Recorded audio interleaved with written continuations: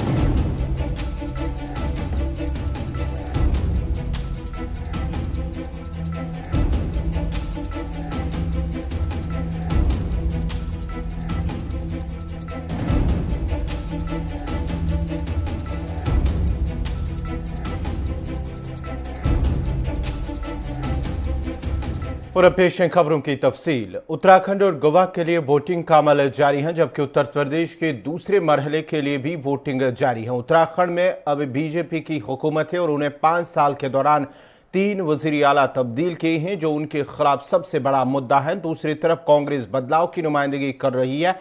गोवा में भी बीजेपी की क्यादत वाली हुकूमत है और वहां भी बड़ा मुकाबला बीजेपी और कांग्रेस के बीच है। दूसरी जानिब उत्तर प्रदेश असेंबली के लिए हो रहे इंतखाबात में दूसरे मरहले के लिए आज पोलिंग का अमल जारी है। पहले मरहले के लिए हुई वोटिंग में पोलिंग फीसद कम रहा था और सिर्फ 60% पोलिंग हुई थी, जबकि गुज़श्ता इंतखाबात में 63% से ज्यादा पोलिंग हुई थी। यूपी में दूसरे मरहले में 9 अजला की 55 असेंबली सीटों पर वोटिंग हो रही है। इस मरहले में 9 अजला सहारनपुर, बिजनौर, मुरादाबाद, संभल, रामपुर, अमरोहा, बदलिया, बरेली और शाहजहांपुर की उन सीटों से 586 उम्मीदवार मैदान में हैं। उन तमाम सीटों पर मजमूई तौर पर 2.02 करोड़ राय दहानगान, जिनमें से 1.05 करोड़ मर्द और 94 लाख खवातीन 586 उम्मीदवारों की किस्मत का फैसला करेंगे, जिनमें 69 खवातीन भी शामिल है। इस मरहले में पोलिंग वाले इलाकों में मुसलमानों की बड़ी आबादी है। उन इलाकों को समाजवादी पार्टी का गढ़ करार दिया जाता है, मगर प्रियंका गांधी की जोरदार मुहिम का भी यहां असर नजर आ रहा है।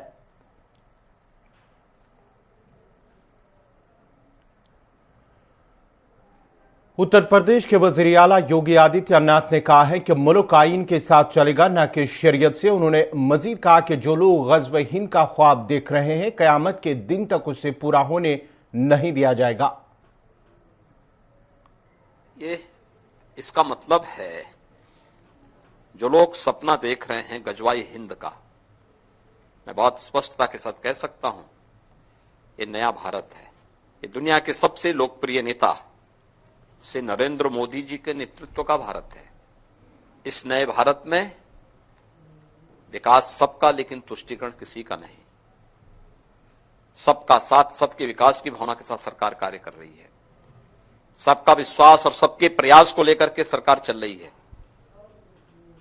ये नया भारत संविधान के अनुरूप चलेगा, शरीयत के अनुरूप नहीं। और मैं इस बात को भी स्पष्टता के साथ कह सकता हूं, गजवाए हिंद का सपना कयामत के दिन तक भी साकार नहीं होगा। देखिए, मेरा तो बहुत स्पष्ट मानना है, भारत की व्यवस्था संविधान के अनुरूप चलनी चाहिए। हमारी व्यक्तिगत आस्था, हमारे व्यक्तिगत स्वयं के अधिकार या हमारी स्वयं की पसंद नापसंद हम देश के ऊपर लागू नहीं कर सकते, संस्थाओं के ऊपर लागू नहीं कर सकते। कि नहीं लागू कर सकते हैं? क्या मैं उत्तर प्रदेश के अंदर सभी कर्मचारियों को या सभी लोगों को ये बोल सकता हूं कि आप भी भगवा धारण करें? ये उनका विषय है, जो उनको धारण करना करें, लेकिन ड्रेस कोड स्कूलों में लागू होना चाहिए।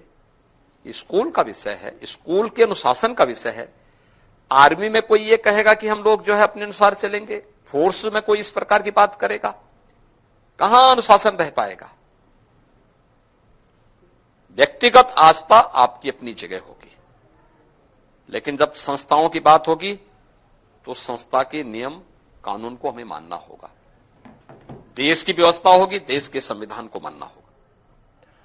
कर्नाटक हाईकोर्ट में हिजाब मामले पर आज समाअत होगी। वजह रहे कि कर्नाटक हाईकोर्ट के चीफ जस्टिस रत्योराज अवस्थी ने हिजाब पर उठे तनाजे के हल के लिए 3 जजेस पर मुश्तमिल बेंच तश्कील दी थी, जिसमें खुद जस्टिस कृष्ण एस दीक्षित और जस्टिस जे.एम. गाजी शामिल है।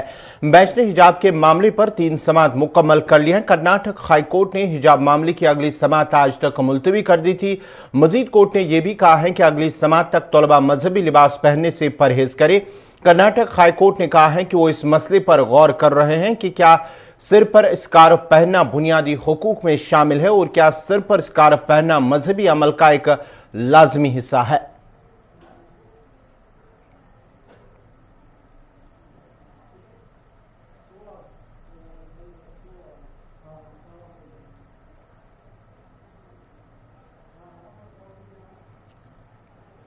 पुलवामा के लतपुरा में 14 फरवरी 2019 को हुई फिदाइन हमले की तीसरी बरसी के मौके पर आज कमांडो ट्रेनिंग सेंटर लतपुरा में एक खुसूसी तकरीब का एहतमाम किया गया, जिसमें सीआरपीएफ के करीब 40 एहलकार जांबाग हुए थे और आज के दिन इस वाक़े को याद करते हुए हमले में जांबाग एहलकारों को खराज अकीदत पेश किया गया।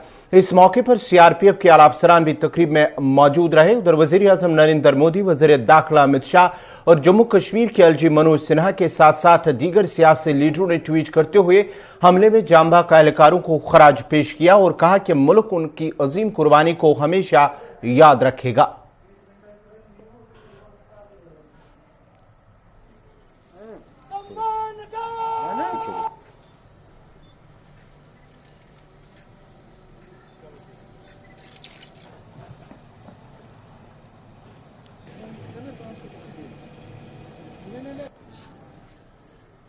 जैसे कि आप जानते हैं कि हर वर्ष हम 14 फरवरी का दिन यहाँ पर सब एकत्रित होकर मनाते हैं। उनकी याद में, उन 40 जवानों की याद में जिन्होंने अपनी जान यहाँ पे गंवाई थी पुलवामा में, उन वीर जवानों के याद में, उनके सेक्रीफाइस, जो उनका त्याग था, उसको याद करके हम यहाँ एकत्रित होते हैं और उनको अपनी दिल से श्रद्धांजलि अर्पित करते हैं। हमारा प्रयास है कि पूरे क्षेत्र में अमन चैन हो और हमारा जो सेक्रीफाइस है। आज यहाँ हमारे डोगरा क्रांति दल एनजीओ के ऑफिस में पुलवामा के शहीदों को याद किया गया, उनकी कुर्बानी को याद किया, उनको श्रद्धांजलि देके याद किया। तो इस मौके पे हम यही कहना चाहेंगे कि जिन मां के सपूतों ने अपनी जान का बलिदान देके इस वतन की रखवाली की है, उनको हमारा शत शत नमन है। उन शहीदों को नमन है, उनके माँ बाप को हमारा नमन है, उनके परिवार के लोगों को नमन है। उनके माँ बाप को इसलिए नमन है कि उन्होंने ऐसे सपूत पैदा किए कि जिन्होंने अपनी देश की खातिर अपनी आप को कुर्बान कर दिया, अपना बलिदान दे दिया, लेकिन देश के ऊपर कोई आंच नहीं आने दी। तो मैं इस मौके पे यहां से यही मैसेज देना चाहता हूं, यहां के देश के युवाओं को यही मैसेज देना चाहता हूं कि हमें, जब देश संकट में हो तो हमें इसी तरीके से सभी युवाओं को, देश के सभी लोगों को हमेशा तैयार रहना है बड़े से बड़ा बलिदान देने के लिए।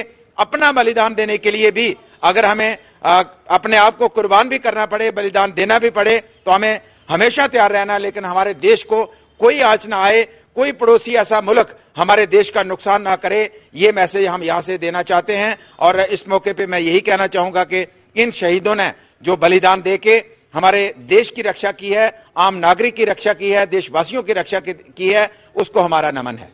टाइम कमांडो सेंटर लतपोरा अवंतीपोरा में आपको बता दूं कि 14 फरवरी 2019 में जो 40 जवान खुदकश हमले में जाँ बहक हुए थे, वहीं पे आज कमांडो सेंटर में उनकी खराज अकीदत पेश की। आप देख सकते हैं कि ये जो मार्ग यहाँ पे बनाया है, यहाँ पे डीजी के साथ साथ दीगर अफसरान और जो सीआरपीएफ के जवान हैं, उन्होंने जो 40 जवान जाँ बहक हुए थे उनको जोर शोर से खराज अकीदत पेश किया।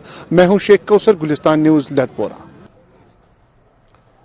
जम्मू कश्मीर आज से तमाम यूनिवर्सिटी और कॉलेज, पॉलिटेक्निक और इंडस्ट्रियल ट्रेनिंग इंस्टीट्यूट में कामकाज दोबारा बहाल हो गया। आज से ही कोचिंग सेंटरों में दर्स व तदरीस का अमल बाज़ाब्ता तौर पर शुरू हो रहा है। वादी में हायर सेकेंडरी स्कूल 21 फरवरी से खुल जाएंगे, जबकि जम्मू में आज से ही 12वीं तक के स्कूल खोल दिए गए हैं।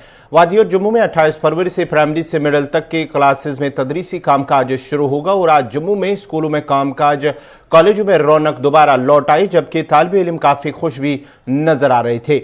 इस मौके पर स्कूलों के अंदर कोविड एसओपीज का खास ख्याल रखा गया है और तालिब इल्मों से वैक्सीनेशन सर्टिफिकेट भी चेक की जा रही थी। My name is Radha Gupta. Sir बहुत अच्छा लग रहा है क्योंकि काफी टाइम के बाद स्कूल आए थे। ऑनलाइन क्लासेस बहुत अच्छी थी, बट इस ओवरऑल डेवलपमेंट में थोड़ी लैकिंग हो रही थी। इसमें हम हमेशा से चाहते थे कि ऑफलाइन एजुकेशन हो, हमारे जो एग्जाम्स हैं वो ऑफलाइन हो। एंड यस, कोरोना को हम सभी ने हराया, मिलके हराया। एंड यस, हम आगे भी हर चुनौती का इसी तरह सामना करेंगे एंड अच्छे से पढ़ेंगे, ताकि क्योंकि हम जैसे जानते हैं हम ही कल का भविष्य है, तो हम अपना बेस्ट देंगे जिससे हम अपने देश का, स्कूल का और अपने पेरेंट्स का नाम रोशन कर सकें। माय नेम इज प्रिया नायर। आज स्कूल आके बहुत अच्छा लग रहा है और ये तो अच्छा है कि अभी स्कूल खुले, लेकिन अभी पहले भी खुले तो और भी अच्छा होता। और हम वैसे भी वैक्सीनेटेड हैं, हम डबल डोज हमें लग चुकी है, हम एबव 15 है और ऐसे ही होना चाहिए कि जो बिलो 14 और 15 है उनको भी होना चाहिए, धीरे धीरे डोज लगनी चाहिए और उन्हें भी स्कूल बुलाना चाहिए। एंड जैसे एजुकेशन है ना, ऑफलाइन आके ज़्यादा अच्छी रहती है स्कूल आके, क्योंकि प्रॉपर अंडरस्टैंडिंग रहती है हर एक कॉन्सेप्ट की। और ऑनलाइन में कई बार किसी का नेट लैग करता भी और नहीं भी, लेकिन ऑफलाइन में किसी के पास कोई एक्सक्यूज नहीं रहता एंड बहुत अच्छा अंडरस्टैंडिंग आती है ऑफलाइन में कॉन्सेप्ट्स की। और अच्छा ये है कि ऑफलाइन खुल ही गए, अब आगे की भी हमेशा ऑफलाइन होनी चाहिए। अब सभी को ऑफलाइन आना चाहिए स्कूल में और जल्दी से जल्दी ऑर्डर भी आना चाहिए कि ऑफलाइन स्कूल खुल जाए। लंबे समय के बाद जो स्कूल को खोल दिया गया है, इस वक्त मैं मौजूद हूं गर्ल हाई सेकेंडरी स्कूल के बाहर। आप तस्वीरों में साफ देख सकते हैं स्टूडेंट्स का आना भी यहां पे शुरू हो गया है और काफी जो है वो स्टूडेंट्स में उत्साह देखने को मिल रहा है।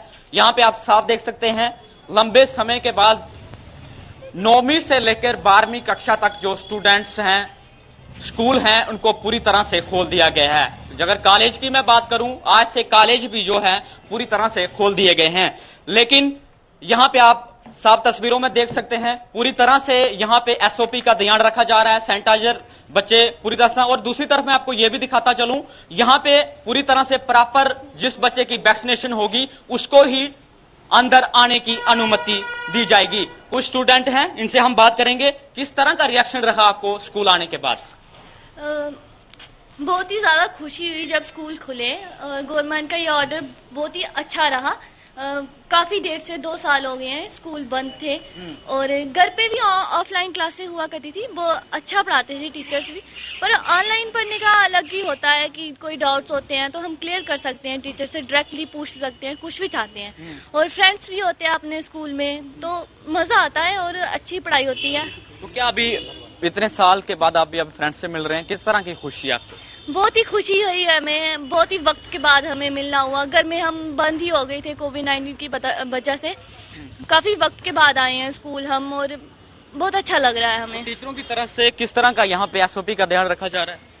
बहुत ही अच्छी तरह से वो पढ़ा भी रहे हैं हमें और पूरी कोशिश करते हैं कि हमें अच्छे से पढ़ाई एग्जाम के लिए तैयार करें और हमारे पूरे ही डाउट्स क्लियर करते हैं। कुछ और भी स्टूडेंट हैं, किस तरह का लग रहा है आज आप स्कूल आए हैं? बहुत ही अच्छा लग रहा है कि हम आज स्कूल आए हैं इतने दिनों के बाद। पूरा सैनिटाइज वगैरह सब कुछ टीचर्स भी बहुत अच्छे से कर रहे हैं और हमें बहुत सारे डाउट होते थे। ऑनलाइन क्लासेस तो लगती थी लेकिन हम अटेंड कभी कर पाते थे और कभी नहीं, कभी नेटवर्क की प्रॉब्लम, कभी कुछ। और अभी हमें बहुत ही अच्छा लग रहा है कि हम टीचर्स के साथ बातचीत जो भी डाउट्स हैं क्लियर कर सकते हैं और बहुत खुश हुई बिल्कुल, है। देखिए ये तो स्टूडेंट्स जिनसे हमने बात की, उनका ये साफ कहना है कि कहीं ना कहीं ऑनलाइन क्लास पढ़ने के लिए उनको काफी दिक्कतों का सामना करना पड़ रहा था। लेकिन इस तरह की खबरें हमने गुलिस्तान के माध्यम से आपको पहले भी दिखाई हैं कि गांव में पूरी तरह से प्रॉपर जो नेटवर्क की सुविधा नहीं होती थी, लेकिन आज जो बच्चे की जो क्लासें हैं वो ऑफलाइन होंगी, क्योंकि यहाँ पे आप देख रहे हैं टीचर पूरी तरह से बच्चों को पढ़ाएंगे। लेकिन मैं आपको ये भी बताता चलूं कि जिस तरह से सुबह सुबह जो बच्चे हैं वो स्कूल आना शुरू कर गए हैं, लेकिन इस गर्ल हाई सेकेंडरी की स्कूल की मैं बात करूं, यहाँ पे 2 शिफ्टों में जो है बच्चों को पढ़ाया जाएगा, क्योंकि सुबह 9 बजे से लेकर 12 बजे तक एक शिफ्ट होगी और दूसरी जो शिफ्ट होगी वो अलग से होगी। लेकिन यहाँ पे पूरी तरह से मैं आपको ये भी बताता चलूं कि पूरी तरह से जो है एसओबी का जो है पूरी तरह से ध्यान रखा जा रहा है। कोविड अभी हमारे जम्मू कश्मीर से गया नहीं है, लेकिन अब पूरी तरह से यहाँ पे जब प्रिंसिपल से हमने बात की, उनका यही कहना है कि पूरी तरह से एसओपी का ध्यान रखा जा रहा है। लेकिन कहीं ना कहीं जिसकी बच्चे की वैक्सीनेशन होगी उसको ही आज के दिन जो है आने की अनुमति दी जाएगी। मुझे और मेरे कैमरामैन खालिद बानी को दीजिए इजाजत और देखते रहिए गुलिस्तान। पाक भारत के दरमियान लगने वाली सरहदों पर खामोशी और अमन रहने के नतीजे में आर पार सरहदी आबादी ने चैन की सांस ले ली है। उधर गोलाबारी के नतीजे में घर बार छोड़ने वाले कुंबे मुख्तलिफ महफूज मकामात पर काम पजीर रहे हैं।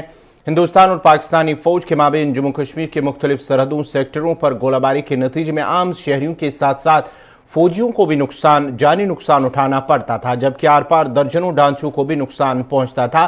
ताहम सरहदों पर अमन और खामोशी रहने से सरहदी आबादी ने इत्मीनान की सांस ली।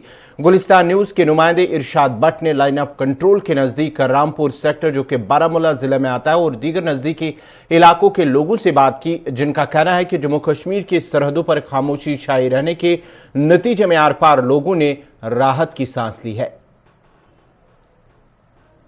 इस वक्त हम लाइन ऑफ कंट्रोल के बिल्कुल नजदीकी इलाके में मौजूद हैं। ये उडी का जो इलाका है, यानी कि बिल्कुल 0.5 किलोमीटर के दायरे में जितने भी इलाके आते हैं, यहाँ पे अक्सर व बेशतर जो है शेलिंग होती थी। उस शेलिंग की वजह से लोगों के जो मुश्किलात होते थे वो काफ़ी हद तक बढ़ चुके थे, क्योंकि जब से सीज फायर जो एग्रीमेंट किया गया तब से जो है लोगों ने राहत की सांस ले ली। और आपको बता दे चलें, ये जो आप मेरे पीछे देख सकते हैं, ये जो पहाड़ी है ये रुस्तुम पोस्ट है और दीगर जो पोस्ट्स वहाँ पे हैं, और इस पहाड़ी के उस तरफ जो है पाकिस्तान है, और इन्हीं इलाकों में जो है शलस पड़ते थे, जाने चली जाती थी लोगों की। और इसके साथ साथ माल मवेशी, चाहे हम मकानों की बात करें, उनमें जो है काफ़ी नुकसान होता था। जब से डीजीएमओ की तरफ से जो मीटिंग, जो माहिदा किया गया, जो एग्रीमेंट किया गया, तब से जो है लोगों ने राहत की सांस ले ली। और अगरचे देखा जाए, आज जो है लोग बड़े अच्छी तरीके से यहाँ पे कामकाज करते हैं, खेती बाड़ी करते हैं। यहाँ पे जो मुकामी लोग हैं जिनके साथ हम बात करने की कोशिश करेंगे, ओवरऑल ये जानने की कोशिश करेंगे किस तरह की सिचुएशन इस वक्त बनी हुई है, क्या लाइन ऑफ कंट्रोल पे किस तरह का माहौल है। आइए यहाँ के मुकामी लोगों से जानते हैं। सबसे पहले अपना नाम बताइए। मेरा नाम इम्तियाज अहमद है सर। जी सर, मैं यहाँ का लोकल बाशिंदा हूँ सर। जब से सर यहाँ पे जो पहले सीज फायर होता था सर, जब से उसका माहिदा हुआ है हिंदुस्तान और पाकिस्तान के बीच में, तब से हमें बहुत फायदा हो गया है यहाँ पे सर। क्योंकि पहले यहाँ पे जब गोला बारूद पड़ता था तो लोग सब भाग जाते थे बंकर्स के अंदर, लेकिन अब जब से ये हुआ है, इनका सीज फायर का माहिदा हुआ है, तब से हमें बहुत फायदा हो रहा है। हम डर के बिना बाहर आ सकते हैं, अपने काम काज अच्छे से कर सकते हैं सर। तो इस वक्त आप जमीनों पे भी जाते हैं, किस तरह का माहौल है इस वक्त? इस वक्त ठीक माहौल है, पहले से तो बेहतर ही है सर। क्योंकि पहले हम जब माल मवेशी बाहर लाते थे तो हमें लगता था अभी गोला बारूद स्टार्ट हो जाएगा, तो भाग जाते थे पहले यहाँ पे काम। जनूबी कश्मीर के जिला कुलगाम के रहने वाले रासिक सलाम को आईपीएल 2022 में जगह मिली है। नीलामी के दौरान कोलकाता नाइट राइडर्स ने 20 लाख रुपए में रासिक सलाम को खरीदा है। इस सिलसिले में उनके आबाई गांव अशमोजी कुलगाम में उनके घर पर लोग मुबारकबादी के लिए पहुंच भी रहे हैं और रासिक की कामयाबी पर खुशियां मना रहे हैं। दरअसल चंद साल कबल 2018 में रासिक को मुंबई इंडियंस ने खरीद लिया था। इसके बाद ही कुछ वजूहात पर रासिक का सफर मुतासिर रहा, लेकिन इस बार आईपीएल नीलामी में रासिक सलाम को कोलकाता नाइट राइडर्स ने 20 लाख में खरीदा है। पहले तो हम अल्लाह ताला का बहुत बहुत शुक्र अदा करना चाहेंगे। राशिक सलाम जो मेरे छोटे भाई हैं, जब वो सिलेक्ट हुए तो हम बहुत ज़्यादा खुश हुए। खुशी का कोई ठिकाना नहीं था। यहाँ पे जो आप माहौल देख सकते हो कि कितनी खुशी छाई है हमारे गांव में, महल्ले में, हमारे घर में। वो 2019 में भी सिलेक्ट हुए, उस टाइम मुंबई इंडियंस के लिए सिलेक्ट हुए हैं। उस टाइम आपको कितनी खुशी हुई और आज जो एक बार फिर वो सिलेक्ट हुए कितनी खुशी आप मतलब? बहुत ज्यादा, उस वक्त भी बहुत ज्यादा खुशी हुई थी और आज भी बहुत ज्यादा खुशी हुई। मैसेज क्या रहेगी बाकी लोगों के लिए? बाकी लोगों के लिए ये मैसेज रही कि आप अपनी एम पे फोकस करिए, बाकी रंग खुद ही मिल जाता है। तो मतलब काफी देर से इसका इंतजार कर रहे थे, उम्मीद भी थी, काफी उम्मीद थी इंशाल्लाह उम्मीद की, और अल्लाह ने हमारी सुनी, दुआएं उसके मतलब साथ हमारी थी, तो अल्लाह ने वो दुआएं सुनी। तो काफी खुश है हमारी तमाम मतलब इलाका, मैं मेरी फैमिली नहीं मतलब सारा इलाका खुश है काफी। आप देख लो मतलब बाहर से अंदर से कितनी भीड़ है इस वक्त, कि यही मतलब इजहार होता है कि सरहदी कस्बा उड़ी के गरकूट गांव का सड़क राब्ता खंडरात में तब्दील होने की वजह से लोगों को अबूर मरूर में दिक्कतों का सामना करना पड़ रहा है। मकामी आबादी का कहना है कि राब्ता सड़क सालों से खंडरात में तब्दील हो जाने से इस पर सफर करना वबाल जान बना हुआ है, और अगरचे PMGSY को काम करने का ठेका भी मिला, ताहम काम करने के बदले अवाम को धोखा ही दिया जा रहा है और जो भी काम हुआ है उसमें गैर मयारी मटीरियल इस्तेमाल हुआ है। उन्होंने कहा कि स्कूली बच्चों को कई किलोमीटर पैदल सफर करके स्कूल कॉलेज जाना पड़ता है, जो कि किसी खतरे से कम नहीं है। मकामी लोगों ने सड़क की खस्ताहाली और मजकूरा ठेकेदार के बारे में अगरचे कई बार हुकाम को आगाह भी किया गया, लेकिन हुकाम ने लियातुल से काम लिया, जिसकी वजह से मकामी आबादी को अबूर मरूर में मुश्किलात का सामना करना पड़ रहा है। उन्होंने अब आला हुकाम से मुदाखलत की अपील की है।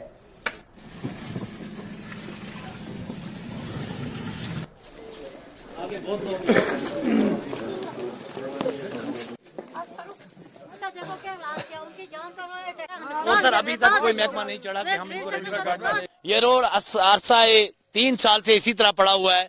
PMGSY को टेंडर हुए सर, उन्होंने आज तक कोई भी काम यहाँ पे जो है टेम्परेरी बेस पे मशीन भेजते हैं और वो सफाई करके चली जाती है, लेकिन जो उनको टेंडर हुआ है वो ग्रास रूट पे कुछ दीवारें बनी हुई है यहाँ पे, उसमें भी एक जो है मटेरियल नाकस इस्तेमाल किया गया है। जबकि मैंने ब्लॉक जो दिवस होता है हमारा ब्लॉक दिवस में भी ये बात उठाई मैंने कि वहां पे नाकस मटेरियल जो है वो इस्तेमाल हो रहा है। तो सर मैंने कॉन्टेक्ट किया उस ठेकेदार से, तो ठेकेदार का ये जवाब था, सिजाद उस लड़के का नाम है, अब मुझे पता नहीं ठेकेदार कौन है, लेकिन जो यहाँ काम करवा रहा था वो ठेकेदार का बेटा था। उसने कहा कि मैं मुलाजिम हूं, मैं एक VLW हूं, तो आप जाएं कार्रवाई करें। मैं सर किस तरह एक एम्प्लॉयर को बोलूं कि आप काम करो, पहली बात सर। दूसरी बात, मैं एक्शन साहब से बात करता हूं या AEE साहब से या JE साहब से बात करता हूं, तो ये लोग आगे से मुझे एक ही जवाब देते हैं कि भाई हमें ठेकेदार नहीं मान रहा है। तो सर हम किस तरह कहें ठेकेदार नहीं मान रहा है, तो आपने टेंडर क्यों किया, उसको ब्लैक लिस्ट कर दे। कल सर यहाँ एक डिलीवरी हुई, कलर के अंदर एक डिलीवरी हुई, कलर सर वो आपके पीछे बहुत दूर है, अभी सर 3 किलोमीटर है सर। इतनी दिक्कत हुई वहां के लोगों ने, लोकल्स ने, वो बेड पे उठा के रातों रात उड़ी के अंदर लेना, पैदल विदाउट गाड़ी सर बहुत मुश्किल होता है। फिर उसको मुरी तक पहुंचाया गया और वहां से आगे उसको गाड़ी सर त्राल के माछामा, बागंदर, कहलील, कंगलूरा और दीगर इलाकों से ताल्लुक रखने वाले लोगों ने माछामा में जमा होकर महकमे जल शक्ति के खिलाफ एहतजाज किया। एहतजाज में शामिल लोगों का कहना है कि नागबल इलाके में कई कुदरती चश्मे मौजूद थे, जिनका पानी पहले ही नलों के जरिए दूर दूर तक पहुंचाया गया है। उन्होंने कहा कि अब गांवों में वाहिद चश्मा और एक नाला बचा हुआ है, जो 1400 कनाल अराजी को सिंचाई के लिए पानी फराम कर रहा है। ताहम महकमे ने एक चश्मे और नाले का पानी भी दीगर इलाकों तक पहुंचाने की कोशिश की है, जिससे इलाके में पानी की किल्लत पैदा होगी और 1400 कनाल अराजी बंजर बन सकता है। उन्होंने इल्जाम लगाया कि जो स्कीम नागबल में गैर कानूनी तौर पर बनाई गई है वो नागापथरी गांवों के लिए दर्ज है।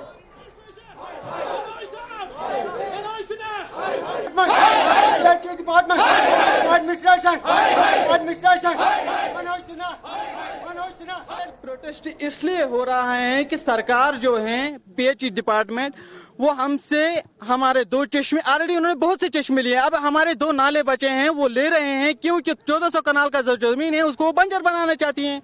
अगर दूसरी स्कीम है दूसरी जगह की, वो यहाँ से क्यों ले रही है पानी? इसलिए उनमें कुछ जुगाड़ बसा है, पैसों का लेन देन है। 1400 कनाल की जो जमीन है उसको वो बंजर बनाना चाहते हैं ऑलरेडी। नागबल, कंगुलड़ा, बागंदर, कहलील अमि मूजूब कि PH डिपार्टमेंट नागबल निमन बेस नाग ये जन कि ऑलरेडी 5-10 नाग से आमित निन, तिम वाटर सप्लाई खतर चलान, पानस सफिशिएंट वाटर सप्लाई। यम हसा फुटमुट प्रोजेक्ट बनान अमि मूजूब कि इन बन अत मज रोपये बे बन मुलाजिम। यमो हसा इथे कम स्कीम ये लॉन्च कर ये पल पथरी स्कीम तथ 5 वरी गमित वनकन टंकी तो फिल्ट्रेशन प्लांट बनाइमतिस 5 वरियो पे तथ आब कहीं यम बोन कुन पकनावनच कर कोशिश यस ये बस्ती तिमन त्रेश दिवन कह एंटी करप्शन ब्यूरोस कर तुहद वसात अपील कि तम कर अत मज मुदाखलत तो अत कर वेरिफिकेशन।